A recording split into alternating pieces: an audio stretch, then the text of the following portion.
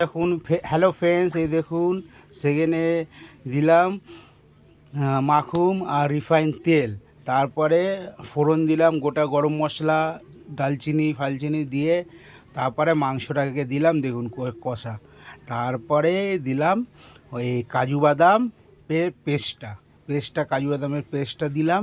পেস্টটা দেওয়ার পরে দেখুন কি সুন্দর কালারটা হলো।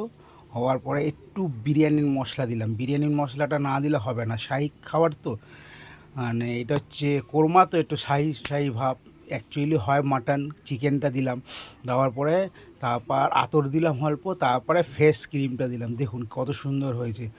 এবার দেওয়ার পরে কাস্তুরি মেথি হাত দিয়ে ডলে তারপরে দিলাম। দেখুন কাস্তুরি মেথি দেওয়ার পরে সেন্টটা আরও ভালো উঠলো। কাস্তুরি মেথি দেওয়ার পরে দেখুন মাংসটাকে দেখুন কত সুন্দর লাগছে দেখতে।